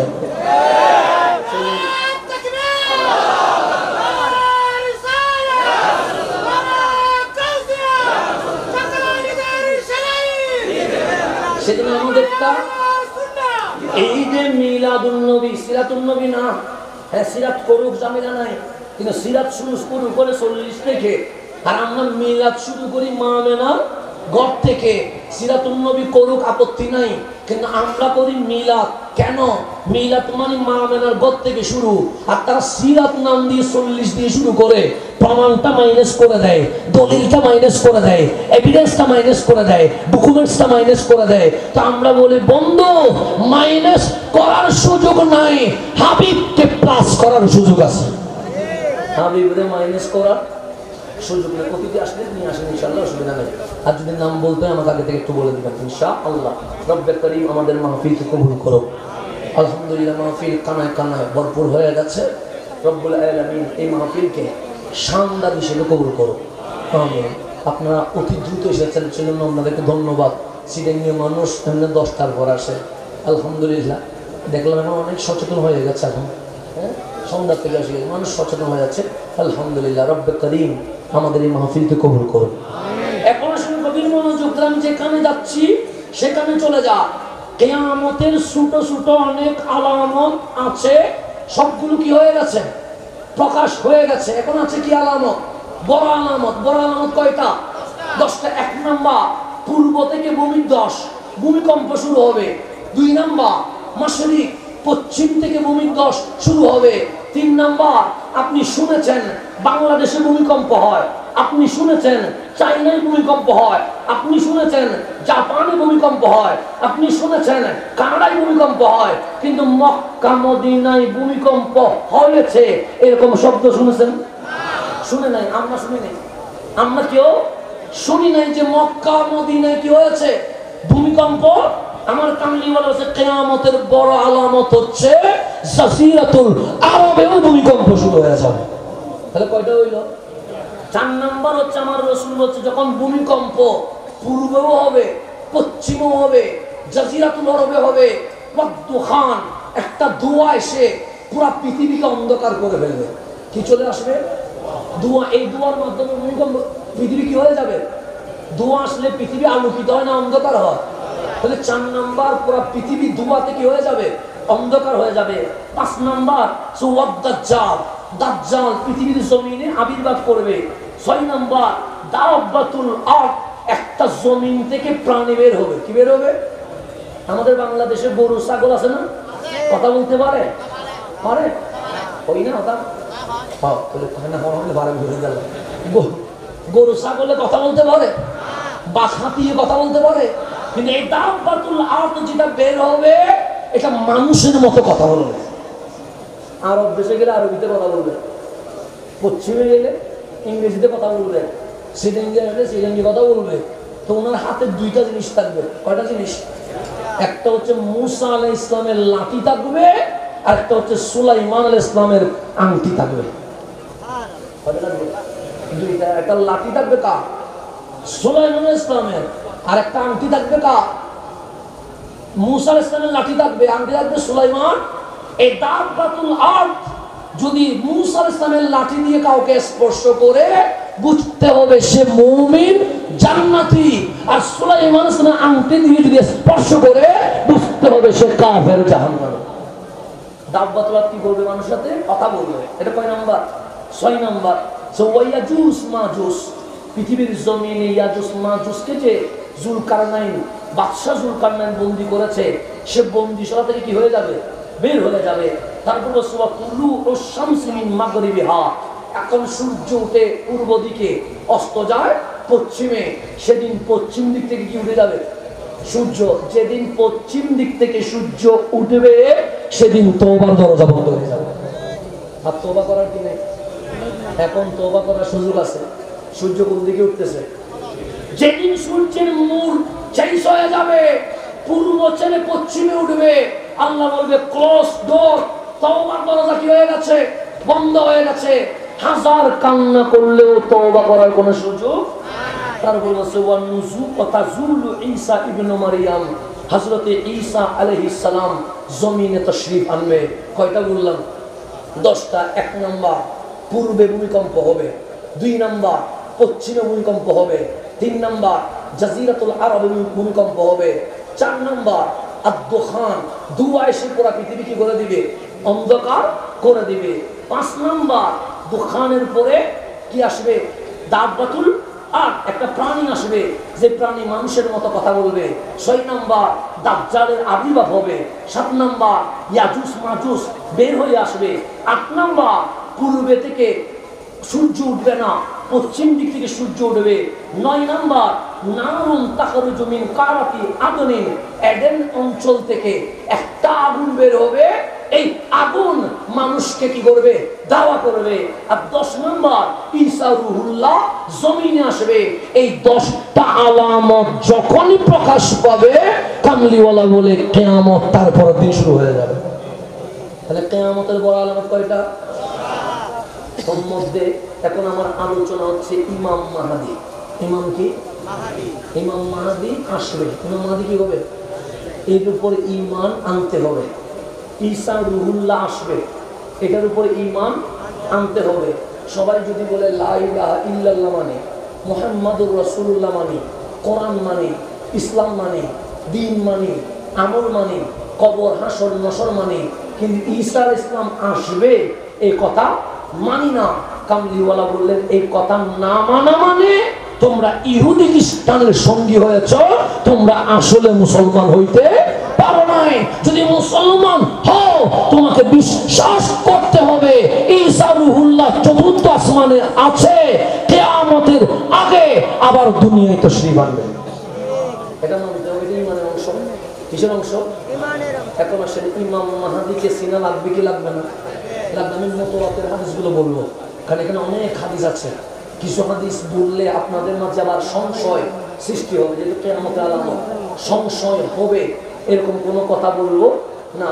আমার রাসূল ইমাম মাহদী সম্পর্কে বলতে যখন গিয়েছেন, তখন আম্মা জান ফাতেমাতুজ জাহরা রাদিয়াল্লাহু তাআলা আনহা নবীজির ঘরে ছিলেন। ইমাম হাসান পাক রাদিয়াল্লাহু তাআলা আনহু আমার নবীর কোলে ছিলেন। আমার নবী একবার আম্মা জান ফাতেমার দিকে তাকায়, আরেকবার ইমাম হাসানের দিকে তাকায়, মিটিমিটি করে হাসে। আম্মা জান ফাতেমা খেয়াল করলেন রাসূল পাক আজকে কেন জানি অন্যরকম আরো আচরণ করছে। একবার আম্মা জান ফাতেমার দিকে তাকায় হাসে, আরেকবার ইমাম হাসানের দিকে তাকায় হাসে, শুধু মিটিমিটি হাসতেছে। আজকের নবীর চেহারা মলিন নয়, আজকে কামলিওয়ালার চোখে পানি নাই, শুধু মুখে কি আছে? হাসি আছে। হঠাৎ আম্মা জান ফাতেমাতুজ জাহরা ডাক দিলেন, মাওলা হাবিবুল্লাহ, ইয়া রাসূলুল্লাহ, আপনার কদমে একবার নয় আমি বারবার আসি, কিন্তু এই দৃশ্য আমি কখনো দেখি নাই। একবার হাসানের দিকে তাকান, একবার আমার দিকে তাকান, মিটিমিটি হাসেন, কি হয়ে গেছে? কামলিওয়ালা বললেন, ফাতেমা, বসে আছি মদিনায়, আমি নবী এখান থেকে কিয়ামত পর্যন্ত কি কি হবে নিজের চোখে দেখতে পাচ্ছি। এটার নাম রহমতুল্লাহ। বসে আছে মদিনায়, একবার আম্মা জান ফাতেমার দিকে তাকায়, আরেকবার ইমাম হাসানের দিকে তাকায়, মিটিমিটি কি করতেছে? হাসতেছেন। হাসার কারণ যখন জিজ্ঞেস করা হয়েছে, লিমাযা তাদহাকু ইয়া রাসূলুল্লাহ, নবী গো হাসতেছেন কেন? আমার নবী বলে, আমি যা দেখতে পাচ্ছি তোমরা তা দেখতে পাচ্ছ না। আমি বসে আছি মদিনায়, কিন্তু কিয়ামত পর্যন্ত কি হবে সমস্ত দৃশ্য আল্লাহ আমার চোখের সামনে নামাই দিছে। রাসূল জানে কি জানে না? আপনি যদি আমারে জিজ্ঞেস করেন আপনার পিছনে কি হচ্ছে, আমি বলতে পারবো? বলতাম কারণ আমার পিছনে কেমনি নিজে দেখতেছি না, কারণ আমার পিছনে কি নাই, চোখ নাই, কিনা আপনি দেখতেছেন। আপনি আমার পিছনে কি হচ্ছে, এর পিছনে কি হচ্ছে দেখতেছেন না, এর পিছনে কি হচ্ছে আপনিও দেখেন না আমিও, এর পিছনে কি হচ্ছে আপনিও দেখেন না আমিও। 20 হাত দূরে লাইট যে জ্বলতেছে, এর পিছনে কি হচ্ছে আপনিও দেখেন না আমিও দেখি না। তো নবীরও চোখ আছে, আমারও চোখ আছে, নবী আর আমি কি একরকম না? কামলিওয়ালা বললেন সাহাবী আমার, তোমাদের ভিতরে কোনায় কোনায় কিছু মুনাফিক আছে, আসছে মুসলমান শাস্তে, আসলে মুসলমান না। সুতরাং শুনে রেখো, যখন রুকু করবা সিজদা করবা সঠিকভাবে করিও। কেন? আমি নবী সামনে যেমন দেখি পিছনেও তেমন দেখি। রাসূল সামনেও দেখে পিছনেও, এটার নাম রহমতুল্লিল আলামিন। আমাদের চোখ কয়টা? জিবরিল বলে আমার নবীর চোখ 4টা। কয়টা চোখ? 4টা। কয়টা? এখানে 2টা দেখছি, কলবে 2টা দেখছি। কয়টা হয়েছে? আমরা চর্ম চোখে দেখি, কলবের চোখে দেখি না। সেজন্য ঘুমাইলে অজু করা লাগে কি লাগে না? আমাদের হুজুরা যখন শিখায় অজু বাংলার অনেক কারণ, ওয়াশরুমে গেলে অজু চলে যায়, সমাবেশ করলে গোসল করতে হয়, এরকম অজু ভঙ্গের অনেক কারণ আছে না নেই? তার মধ্যে অন্যতম কারণ হচ্ছে ঘুমাইলে ঘুম যদি চলে আসে, এরপর উঠলে অবশ্যই কি করতে হবে? অজু করতে হবে। আম্মা জান আয়েশা সিদ্দিকা তাহেরা রাদিয়াল্লাহু তাআলা আনহা বলছেন, আমার কামলিওয়ালা রাসূল আমাদের ঘরে ঘুমিয়ে গেছে, যেটা হুজরা শরীফ আমি নিজের চোখে দেখছি। কামলিওয়ালা ঘুমে বিভোর হয়েছে, হযরতে বেলাল আযান দিয়েছে, বেলালের আযান শুনে রহমতুল্লিল আলামিন ঘুম থেকে উঠে গেছে। উঠার পরে ওয়াশরুমে যায় নাই, জুব্বা মুবারক পরে পাগড়ি মুবারক লাগায়া ডাইরেক্ট ওযু সারা মসজিদে নববীতে গিয়ে মুসল্লায় দাঁড়ায়া জামাতের ইমামতি শুরু করে দিয়েছে। তাহলে ওযু করতে হবে না? ঘুম থেকে উঠলে রাসূল করছে করে নাই? জামিলা দিয়েছে না? উনি যখন নামাজ শেষ করে ঘরে আসলেন, আম্মা জান আয়েশা সিদ্দিকা তাহেরা জিজ্ঞেস করলেন, নবী গো ঘুমাইলে তো ওযু ভাঙে। আমার নবী বললেন, হ্যাঁ আয়েশা ঘুমাইলে ওযু ভাঙে, যে ঘুম থেকে উঠলে তো ওযু করতে হয়। হ্যাঁ হুমায়রা ঘুম থেকে উঠলে ওযু করতে হয়। আজকে মনে হয় কোনো দিকে ভুল হচ্ছে মনে হয়। আমার রাসূল বলেন, আমার জানা মতে কোনো ভুল হচ্ছে না।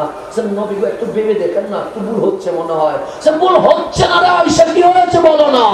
আপনি তো বললেন ঘুমাইলে ওযু ভাঙে, উঠলে ওযু করতে হয়। আপনি আমার সামনে ঘুমিয়েছেন, ঘুম থেকে উঠলেন, ওযু না করে ইমামতি করলেন।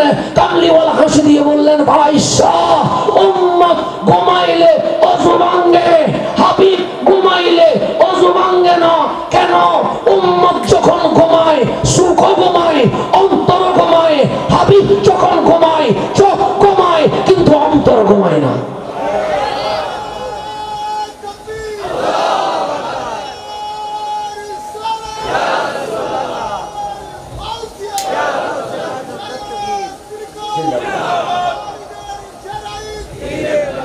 আমার রাসূল ঘুমাইলে ওযু, আমি ঘুমাইলে ওযু ভাঙে। এরপরেও নাকি নবীটা আমার মতো, এরপরেও নবীটা কার মতো? আমার মতো। কিভাবে বুঝাবেন, কিভাবে শিখাবেন? এখন আমরা যখন বলি নবীর ব্যাপারে ফতোয়া নয় বক্তি লাগে, কি লাগে?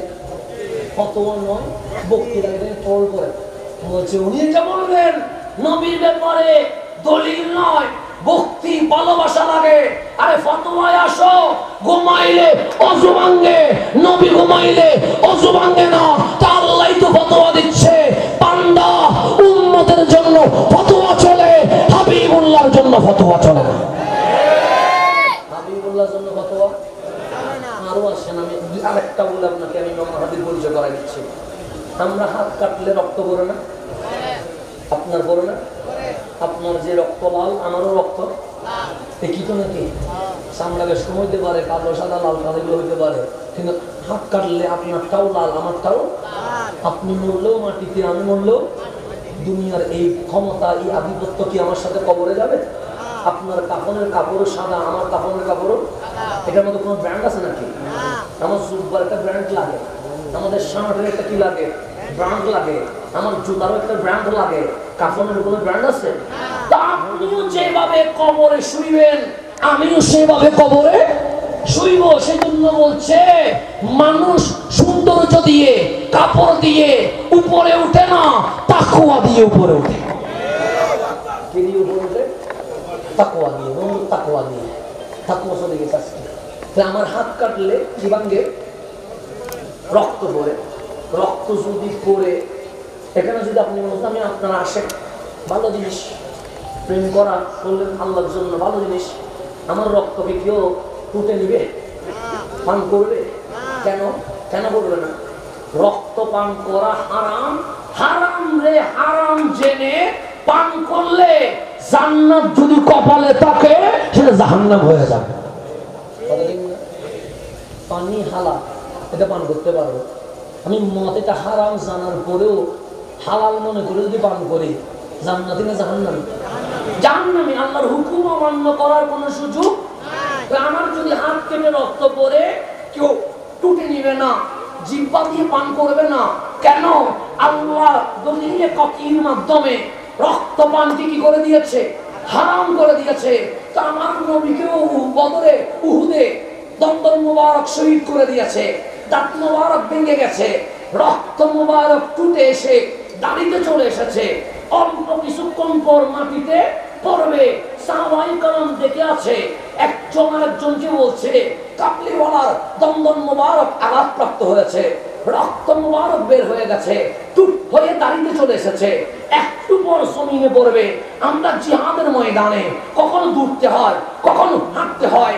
আল্লাহ না করো যদি বেখিয়ালে কামলিওয়ালার রক্ত মুবারক পায়ে লেগে যায়, বড় বেয়াদবি হবে।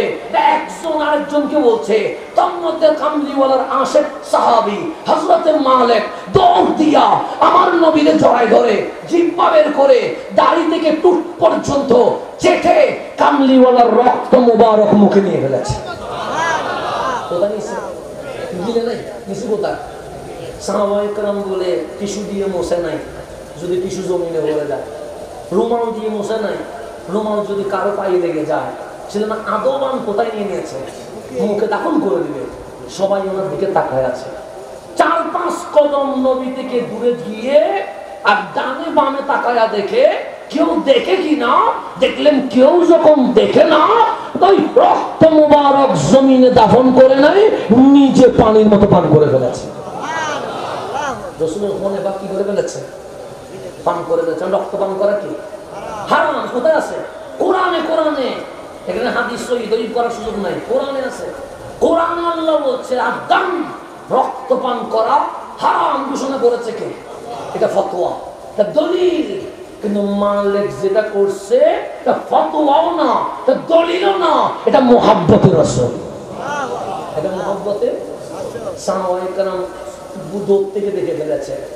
দুই একজন সাহাবী মালিককে ধরে আমার নবীর সামনে এনেছে, বললেন ইয়া রাসূলুল্লাহ, মালিক কি করছে জানেন? আমার রাসূল বলেন মালিক কি করছে? মালিক বলেন নবী গো, কাউরে বলতে হবে না, আমি বলতেছি। শরীফতু দামা রাসূলিল্লাহ সাল্লাল্লাহু আলাইহি ওয়াসাল্লাম, আপনার খুনে পাক আমি মুখে দিয়েছিলাম দাফন করার জন্য, কিন্তু মাটিতে ফেলতে পারি না ইয়া রাসূলুল্লাহ। আমি এত ভালোবাসি আপনার রক্ত মুবারক, আমি দাফন করি কেমনে? আমি মুহাব্বতে আপনার খুনে পাক পান করে ফেলেছি। আমার রাসূল বললেন মালিক কোরআন পড়ো নাই? সে পড়ছি তো। আমি নবী তোমারে শিখাই নাই রক্ত পান করা হারাম? সে শিখাইছেন তো। তুমি জানো? সে জানি। জানার পরেও আমার রক্ত পান করলা? সে হ্যাঁ করেছি ইয়া রাসূলুল্লাহ। আমার নবী লিমাযা, কেন করলা? মালিক বলেন নবী একলা বলবো? আমার নবী বলে কাজটা যদি গোপনে করতাম একলা বলা যেত, সবাই দেখে ফেলেছে, একলা বলার সুযোগ এখানে সবার সামনে বলো। সাইয়েদনা মালিক বলছেন, ওগো আমার নবীর সাহাবী, কোরআনের আয়াতের হুকুম ঠিক আছে, আমি মালিকের কাজও ঠিক আছে। সবাই বললেন কেমনে? আল্লাহ বলেছে রক্ত পান করা হারাম, আমার রক্ত যদি তোমরা পান করো, হারামকে হালাল মনে করার কারণে জাহান্নামে চলে যাবা। আমি যদি তোমাদের রক্ত পান করি, হারামকে হালাল কারণে জাহান্নামে চলে যাব, কিন্তু এটা রহমাতুল লিল আলামিন, এটার কোনো মেসাল নাই, এটা কোনো উপমা নাই। অন্যের রক্ত পান করলে, হারাম পান করার কারণে জান্নাতি জাহান্নামী হয়ে যায়, আর আমার বিশ্বাস কামলিওয়ালার রক্ত মোবারক পান করলে জাহান্নামী জান্নাতি হয়ে যায়।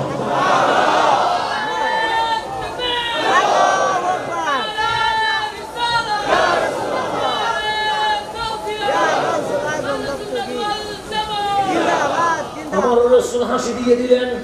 সৈয়দুনা মালিকের প্রশ্ন শুনে বললেন, মালিক চলে যাও। সৈয়দুনা মালিক চলে যেতে লাগলেন। কামলিওয়ালা বললেন, সাহাবী তোমরা যাইও না, মালিক যাক, তাআলাও আমার কাছে ডাকো। সৈয়দুনা মালিক কত দূর যখন গেছে, কামলিওয়ালা বললেন, সাহাবী আমার জান্নাতি দেখবানি? সাহাবায়ে কেরাম বলেন, কি বলেন ইয়া রাসূলুল্লাহ, জান্নাত তো কবরে যাওয়ার পর, এখানেও জান্নাতি দেখা যায় নাকি? সাহা দেখা যায়। কোনটা? সাউনজুরু ইলা মালিক, সবাই আমার মালিকের দিকে তাকাও। মালিকের বডিতে আমার খুন পাক প্রবেশ করেছে, যার শরীরে আমার রক্ত মোবারক ঢুকে গেছে, তাকে জাহান্নামের আগুন জ্বালাইতে পারে না। মালিক দুনিয়াতে জান্নাতি হয়ে গেছে। নবী আর উম্মতি এক, উম্মতের বেলায় ফতোয়া চলে, নবীর বেলায় মুহাব্বত চলে। নবী সাল্লাল্লাহু আলাইহি কি চলে? সেই জন্যই আমরা বলি ঈদে মিলাদুন নবী দলিলে নয়, ঈদে মিলাদুন নবী মুহাব্বতে পালন করে থাকি। এটার পিছনে দলিল আছে, এই কথার পিছনে কি আছে? দলিল আছে। এখনো হাদিস পড়ো নেই, তুমি জানো না রাসূলের সাথে সাহাবায়ে কেরাম কিরূপ ব্যবহার করেছে? তুমি জানো না রাসূলের পাককে সাহাবায়ে কেরাম কিভাবে তাজিম করেছে? তুমি জানো না রাসূলের পাকের ওই যে তুতু মোবারক সাহাবায়ে কেরাম মুখে মালিশ করেছে? তুমি জানো না সাহাবায়ে কেরাম রাসূলের পাকের ওযুর পানি নিয়ে প্রতিযোগিতা করেছে? তুমি জানো না রাসূলের পাকের গান মোবারক সাহাবায়ে কেরাম তাবাররুক হিসেবে পান করেছে? এগুলো কিসের ভিত্তিতে করেছে? দলিলের ভিত্তিতে না, ভক্তি ভালোবাসার ভিত্তিতে। কিসের ভিত্তিতে? ভক্তি ভালোবাসার ভিত্তিতে। সেজন্য অন্যের বেলায় দলিল চলে, নবীর বেলায় ভালোবাসা চলে। আল্লাহ যেন নবীর বেলায় ভালোবাসা দেখানোর তৌফিক নসিব করেন। এখন কবির মনোযোগ। আমার রাসূল বললেন, ফাতেমা আমি এখানে বসে কিয়ামত পর্যন্ত কি হবে নিজের চোখে কি করতেছি দেখতে পাচ্ছি। আখিরি জামানায় মুসলমান মার খাবে, ফিলিস্তিনের মুসলমান মার খাচ্ছে, সিরিয়ার মুসলমান মার খাচ্ছে, ইয়ামানের মুসলমান মার খাচ্ছে। সময় হয়তো আসবে আমরাও কি খাবো? মার খাবো। সে পরিস্থিতি যখন গুলাটে হয়ে যাবে, তখন আমার উম্মতের দুইটা দল বের হবে। আল্লাহ ওই দুইটা দলকে জাহান্নাম থেকে মুক্ত রাখবে এবং জান্নাতি বানায়া দিয়ে দিবে।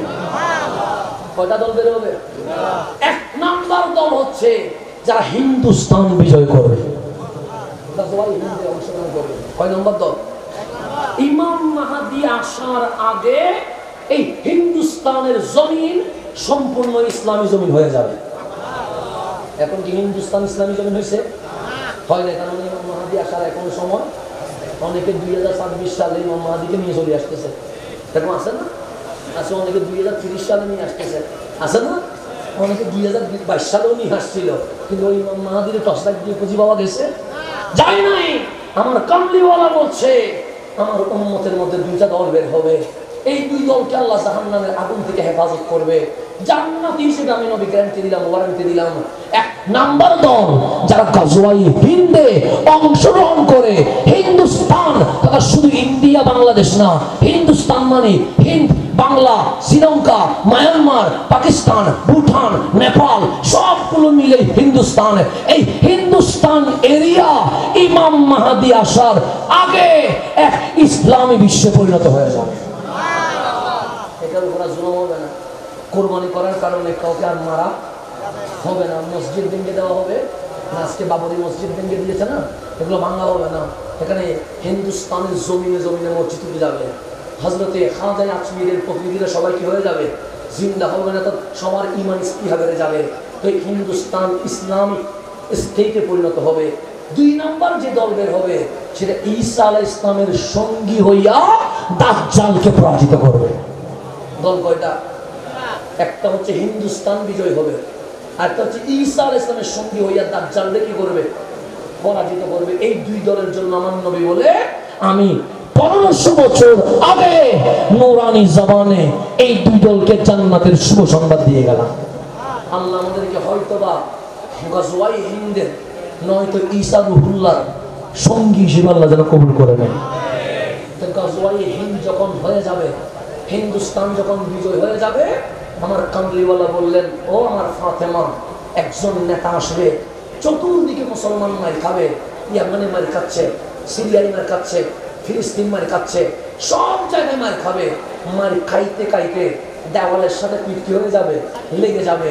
তখন একজন ইমাম আসবে, ইউকল আল মাহাদি, তার মানুষ ইমাম মাহাদি বলবে।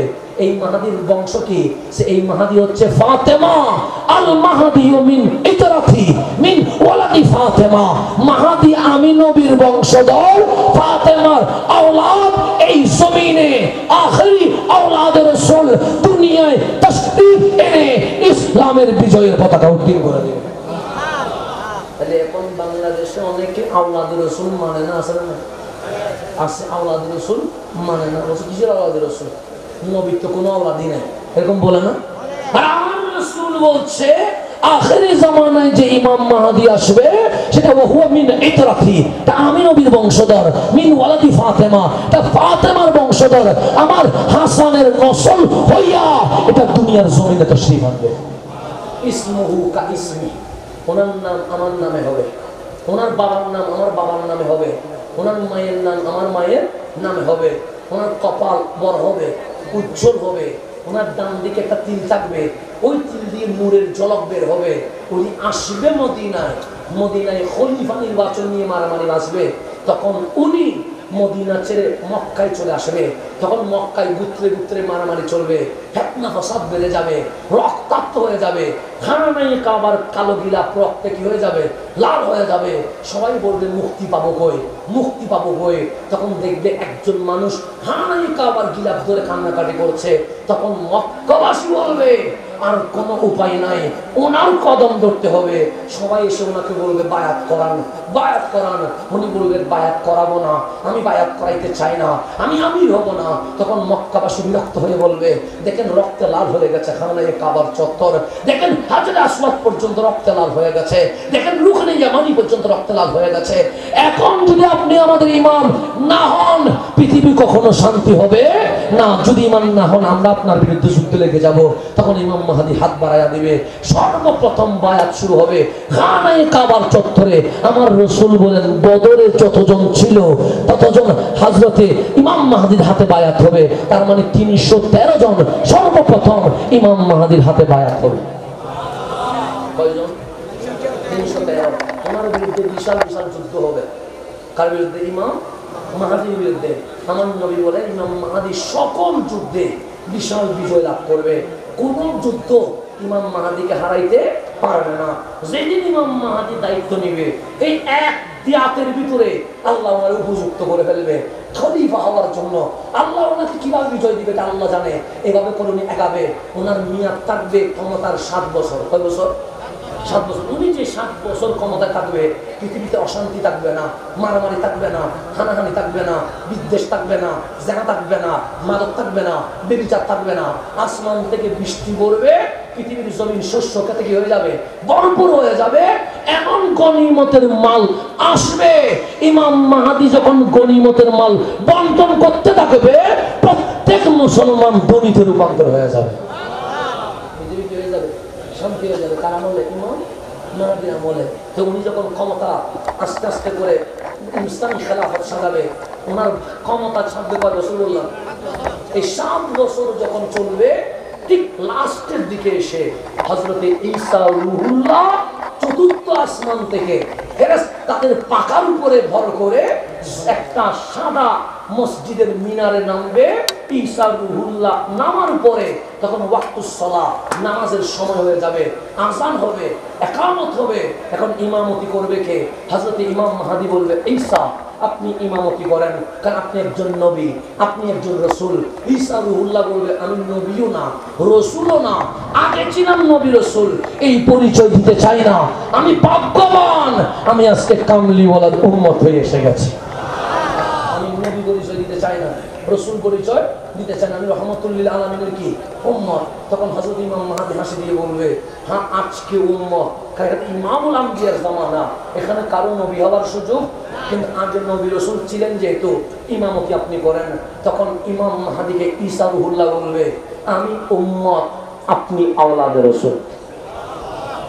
আমি কি উম্মত, আর আপনার শরীরে নবীর রক্ত মোবারক হয়ে গেছে।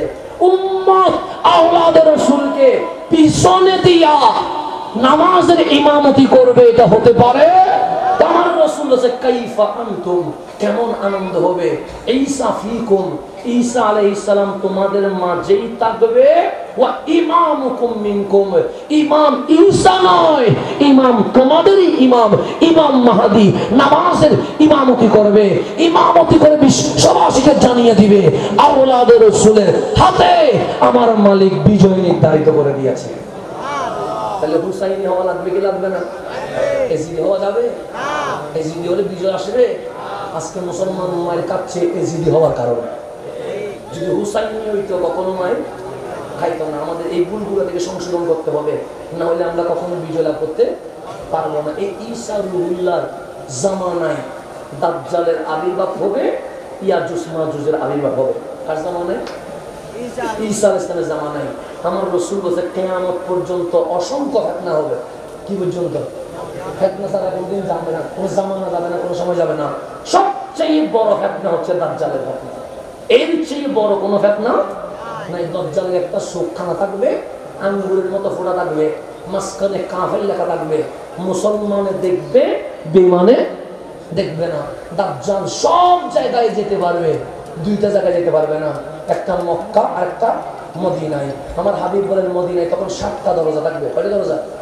7 দরজায় আমার আল্লাহ দুইজন দুইজন করে ফেরেশতা 14 জন নিয়োগ দিবে, যেন দাজ্জাল কোথায় যেতে না পারে, ভিতরে যাইতে না পারে। ঈসা রুহুল্লাহর সাথে দাজ্জালের যুদ্ধ আসবে, ওই যুদ্ধে দাজ্জাল কি হয়ে যাবে? হত্যা হয়ে যাবে, ঈসা রুহুল্লাহ জিতে যাবে। দাজ্জালের ফিতনা থেকে আমাদের একটু বেঁচে থাকার দরকার আছে না? এরপর বেরোবে ইয়াজুজ মাজুজ। কি বেরোবে? আমার সময় সংযুক্ত, আমার অনেক বুঝতে হবে। এরপর বেরোবে কি? আমাদের আলহামদুলিল্লাহ বক্তার অভাব নেই। আমাদের এখন আছে আবু বিন তাইম আইয়ুব আল কাদরি মুদাজিলুল আলী আছেন, সমস্যা নেই, উনি বাকি কন্টিনিউ করবেন। তাই এখন গভীর মনোযোগ। আমি যেখানে ছিলাম, দাজ্জাল কি হয়ে যাবে? ঈসা আলাইহিস সালামের হাতে কি হয়ে যাবে? পতন হয়ে যাবে। এরপর আসবে ইয়াজুজ মাজুজ। ওরা বেশি শক্তিশালী। ওরা কি বেশি শক্তিশালী? ওরা বনি আদম। ওরা আদম আলাইহিস সালামেরই, আমরা যদি কোন বনি আদম, তারাও কি ওরা অন্য প্রাণীর মানুষ, কিন্তু মানুষ যেন লম্বায়, বডিতে, দেখতে অনেক বিশাল দেহের অধিকারী। ওদের ফিতনা এত বেশি হয়ে যাবে, পুরো বিশ্ববাসী ইয়াজুজ মাজুজের কাছে দুর্বল হয়ে যাবে। ইয়াজুজ মাজুজ এখন বন্দী আছে। পৃথিবীতে 4 জন বাদশা আছে। কজন বাদশা? তারা সমগ্র বিশ্বে কি করেছে? নেতৃত্ব দিয়েছে। একজন সুলাইমান আলাইহিস সালাম, যিনি শুধু বাংলাদেশ নয় বিশ্ব নেতৃত্ব দিয়েছেন। আরেকজন জুলকারনাইন। ওরা 2 জন মুসলমান। 2 জন কি? আর বেঈমানের মধ্যে 2 জন আছে। একজন হচ্ছে বক্তেনসর, আরেকজন হচ্ছে নমরুদ। তাহলে কয়জন হয়েছে? 2 জন কাফের, 2 জন মুসলমান। এই জুলকারনাইন যখন পৃথিবী ভ্রমণ করতে করতে পৃথিবীর লাস্ট মাথায় চলে গেছে, তখন ওই অঞ্চলের মানুষ বলছেন ইয়াজুজ মাজুজ নামের 2টা গোত্র আছে। ইয়াজুজ মানুষ 2 জন না, গোত্রের নাম ইয়াজুজ মাজুজ। ইয়াজুজ মাজুজ নামের 2টা গোত্র আছে। ওরা এমন জুলুম করে, আমরা ওদের জুলুমের কারণে থাকতে পারি না। আমরা চাষ করি, তারা খেয়ে ফেলে। আমরা গরু ছাগল বড় করি, ওরা নিয়ে যায়। ওদের সাথে আমরা পারি না। তখন জুলকারনাইন বিশাল দেওয়াল দিয়ে কি করে রেখেছে? বন্দি করে রেখেছে। এখনো বন্দি আছে। ঈসা আলাইহিস সালামের জামানায় তারা দেওয়াল কি করে ফেলবে? ভেঙে ফেলবে, পৃথিবীতে বের হবে, মানব জাতিকে হত্যা করবে। হত্যা করার পরে তাদের মাথায় আসবে মানুষ হত্যা করলাম, কিন্তু আল্লাহরা তো কি করতে পারি নাই, হত্যা করতে পারি নাই। সব ইয়াজুজ মাজুজ মিলে আসমানে তীর মারবে। কারে মারার জন্য? আল্লাহরে মারার জন্য। তোমরা সবাই মিলে যখন আসমানে তীর মারবে, তখন ঈসা রুহুল্লাহ আসমানের দিকে হাত তুলবে, মালিক ইয়াজুজ মাজুজের অত্যাচারে পৃথিবীবাসী কি হয়ে গেছে, অতিষ্ঠ হয়ে গেছে। পৃথিবীবাসী সুখের পানি ছেড়ে দিয়েছে। ওদের সাথে যুদ্ধে পারবে এমন কোন কোন নাই। আমি তোমার হাবিবের উম্মত, আগে ছিলাম নবিউল্লাহ, রসুল্লাহ, রুহুল্লাহ হইয়া তোমার দরবারে হাত তুলছি। তুমি ইয়াজুজ মাজুজ সম্প্রদায়কে কি করে দাও, ধ্বংস করে দাও। ঈসা রুহুল্লাহ দোয়া করতে দেরি, ইয়াজুজ মাজুজ সম্প্রদায়ের কাঁধের মধ্যে এক ধরনের পোকা চলে আসবে। এই পোকা ইয়াজুজ মাজুজকে আক্রমণ করবে। এই পোকার আক্রমণের মধ্য দিয়ে ইয়াজুজ মাজুজ পৃথিবী থেকে ধ্বংস হয়ে যাবে। ঈসা রুহুল্লাহ পৃথিবীর জমিনে থাকবে 40 বছর। কয় বছর? উনি সর্বশেষ আসবে খানায়ে কাবা তাওয়াফ করতে। কোথায় আসবে? কাবা তাওয়াফ করতে। কাবা তাওয়াফ করে আসবে মদিনায়। কোথায় আসবে? মদিনায়। উলামায়ে কেরাম বলছে উনি মদিনায় ইন্তেকাল করবে। আপনারা যারা রওজায় গেছেন তারা দেখবেন রাসূলের পাকের রওজার পাশে 3টা কি আছে, একটা সিদ্দিক আকবরের, আরেকটা ফারুক আজমের, আরেকটা খালি আছে। আছে না? ছিদ্র কয়টা? 4টা। ছিদ্র কয়টা? একটা রাসূলুল্লাহর রওজা বরাবর ছিদ্র আছে। এখানে লেখা আছে আসসালামু আলা রাসূলিল্লাহ। এখানে রাসূলের পাকে কি দিবা? সালাম দিবা। আরেক জায়গায় সিদ্দিক আকবরের রওজা বরাবর কি আছে? ফাঁকা আছে। আরেকটা হচ্ছে ফারুকে আজম। এরপরে দেখবে একটা খালি কবরস্থান আছে যেখানে কাউকে দাফন করা হয় নাই। হযরতে ঈসা রুহুল্লাহকে কামলিওয়ালার পাশেই দাফন করা হয়। হযরতে ঈসা রুহুল্লাহর ইন্তেকালের পর পৃথিবী থাকবে 40 দিন। কয়দিন? 40 দিন। এই 40 দিন পরে কি হয়ে যাবে? ইজা জুলজিলাতিল আরদু জিলজালাহা, কিয়ামত চলে আসবে। আল কারিয়াতু মাল কারিয়া, ভয়ানক আওয়াজ, বিকট শব্দ আসবে। এই শব্দের মাধ্যমে কিয়ামত হয়ে যাবে। কিয়ামত হওয়ার পরে আল্লাহ বলেছে তোমরা মরার পরে মাটির সাথে মিশে যাবে না, তোমরা মরার পরে মরে যাবে না। ওয়া আখরাজাতিল আরদু আসকালাহা, মায়ের পেট যেরকম মা সন্তানকে পৃথিবীর জমিনে ছেড়ে দেয়, কবর সেরকম তোমাকে ধরে আল্লাহর সামনে দাঁড় করাইয়া দিবে। সেদিন আপনি উঠবেন, সেদিন আমি উঠবো। সুতরাং আমরা রাঙ্গুনিয়াবাসীকে জানাই দিতে চাই, আসেন মিলাদুল নবী নিয়ে ঝগড়া করার দরকার নাই। আপনি মিলাদুল নবী যদি না করে খুশি থাকেন আপনি করবেন না। আমরা মিলাদুল নবী করে খুশি আছি, আমরা মিলাদুল নবী নিয়ে থাকি, আমাদেরকে বাধা দেওয়ার কোনো অধিকার নাই। আপনাদের বেলায় আপনারা মিলাদুল নবী না করে খুশি থাকেন, আমরা মিলাদুল নবী নিয়ে খুশি, আমরা মিলাদুল নবী নিয়ে খুশি থাকি। কাল হাসরের ময়দানে দেখা হবে আমার রাসূল কারে বুকে নেবে। এটা দেখতে না দুনিয়া ছাড়ি দেন। দরকার কি বাস নিয়ে নামা, দরকার কি রড নিয়ে নামা, দরকার কি পাথর নিয়ে নামা। আপনি বলেন আমি ঈদে মিলাদুল নবী না করে খুশি, সমস্যা নাই, আপনি ঘরে থাকেন, আপনি যেটা নিয়ে খুশি থাকেন থাকেন। আমরা মিলাদুল নবী নিয়ে কি আছি, বাস আমরা আমাদেরটা নিয়ে থাকি। আর কোনো ঝামেলা আছে? আপনাকে আমি বকা দিব না, আপনি আমারে বকা দিয়েন না। আপনার জায়গায় আপনি, আমার জায়গায় আমি। বাঁশ নেওয়ার দরকার নাই, লোহা নেওয়ার দরকার নাই, পাথর নেওয়ার দরকার নাই। আপনি বলেন আমি মিলাদুল নবী না করে খুশি আছি। আমরা বিশ্ববাসীকে জানাইয়া দিলাম আমরা মিলাদুল নবী করে খুশি আছি। কাল হাসরে দেখব আমার কামলিওয়ালা কারে বুকে ডাক দিয়ে নেবে। জমিনে পয়সা লাগার দরকার নেই, কথা ঠিক আছে না? কালকে হাসরে কি বাবা ছেলের বুকে নিবে, মা মেয়ের বুকে নিবে, বন্ধু বন্ধুরে নিবে, সবার বক্ষ কি হয়ে যাবে? সংকুচিত হয়ে যাবে। আল্লাহ বলে আলাম নাশরাহ লাকা সাদরাক, যেদিন কেউ কাউরে বুকে নিবে না সেদিন আমার নবীর বক্ষ মোবারক এত প্রশস্ত হয়ে যাবে অগণিত আশিক নবীর বুকে ঠাঁই পেয়ে যাবে। এখন প্রশ্ন হচ্ছে ইমাম মাহদী কত সালে আসবে? এটা বলে শেষ। কত সালে ইমাম মাহদী আসবে? 2026 সালে না, 2025 সালে, 2030 সালে? মহিউদ্দিন ইবনুল আরবি বলতেছেন, আমি না, মহিউদ্দিন ইবনুল আরবি বলেছেন 1900 হিজরিতে ইমাম মাহদী দুনিয়ার জমিনে আবির্ভাব করবে। কত হিজরিতে? কেন? সে বিসমিল্লাহির রহমানির রহিম বলে দেখো কয়টা শব্দ? 19টা শব্দ। আল্লাহ বিসমিল্লাহির রহমানির রহিমের মধ্যে নির্দেশ দিচ্ছে এই পৃথিবী থাকবে কত বছর? 1900 বছর।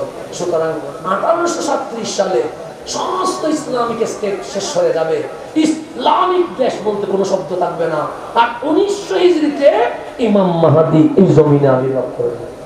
এটা কিসের উপর ভিত্তি করছে? বিসমিল্লাহ আমার আলা হযরত বলছেন, আমি অনেক গবেষণা করে দেখেছি, যে আজকে ইমাম আলা হযরতের নামে সংগঠন, আমার আলা হযরত বলছে আমি অনেক গবেষণা করে দেখেছি, কাশফের মাধ্যমে দেখেছি, বিবেকের মাধ্যমে দেখেছি, ইলমে লাদুনির মাধ্যমে দেখেছি, আমি দেখলাম ইমাম মুহিউদ্দিন ইবনুল আরবি যে কথা বলেছে সেটাই ঠিক। ইমাম মাহদী 1900 হিজরিতে এই দুনিয়ার জমিনে তশরীফ আনবেন। এখন আপনি যদি মানেন মানলে মানেন, না মানলে তবে কত হিজরিতে আসলে এটা নিয়ে কোনো নির্ধারিত শব্দ মানে আলা হযরত গবেষণা করে বলছে 1900, মুহিউদ্দিন ইবনুল আরবি বলছে 1900। তো যেসব আলামত আসছে, আলামত বলতেছে 1900 হিজরিতে আসার সম্ভাবনা বেশি। তারপরেও আমাদেরকে আজীবন প্রস্তুত থাকতে হবে, আমরা ইমাম মাহদীর কি হব, সৈনিক হব। যখনই আসবে আমরা ইমাম মাহদীর জন্য জান দিতে প্রস্তুত আছি কিনা, আল্লাহ যেন আমাদেরকে কবুল করে। আমিন। ওয়া আখিরু দাওয়ানা আনিল হামদুলিল্লাহি রাব্বিল আলামিন। আসসালামু আলাইকুম ওয়া রাহমাতুল্লাহি ওয়া বারাকাতুহু।